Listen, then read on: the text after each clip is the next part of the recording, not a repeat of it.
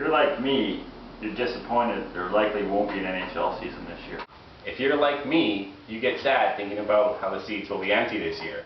If you're like me, you're tired of millionaires and billionaires arguing over money, while the average person has to spend a full day's salary just to get a good seat.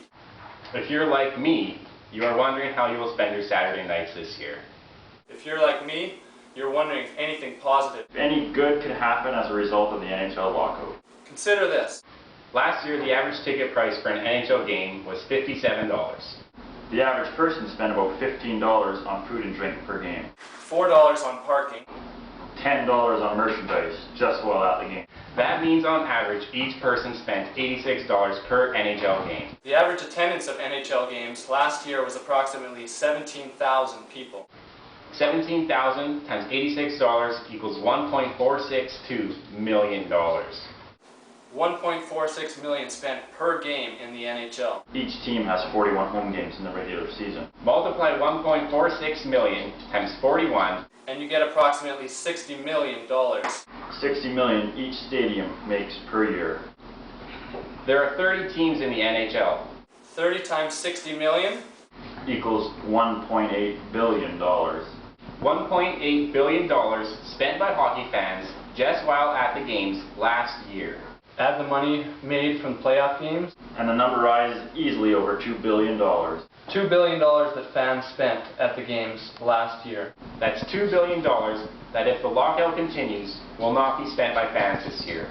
In other words, that's almost $2 billion we have to spare this year as a result of the NHL lockout. That's $2 billion that, if put to the right use, could do a lot of good. Could do a lot of good. Money that could be used to feed the homeless, Or care for sick children. Provide relief to those affected by tragedies. And aid to third world countries. money to help people who really need it. Really need it. Consider also this. The average NHL game lasts 3 hours. Most people spend at least another hour total traveling to and from the games.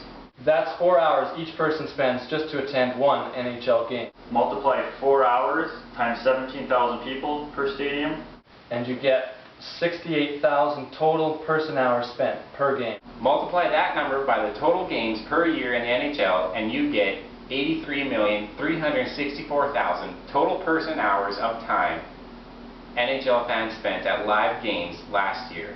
Add the playoff games and the number rises to over 90 million total person hours. Now at the time NHL fans watch hockey at home, and the number becomes incredibly high. Hundreds of millions, perhaps even billions of hours spent each year Watching the National Hockey League. That's a lot of time. A lot of time that, if put to the right use, could do a lot of good.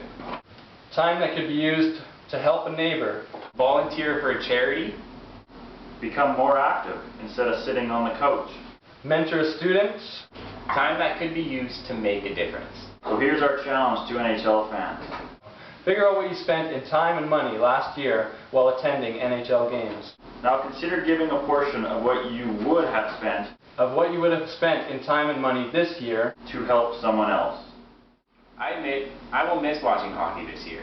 and when it comes back on, I will watch it again. But for now, I have a great opportunity I have a great opportunity. to give back time and money in other ways.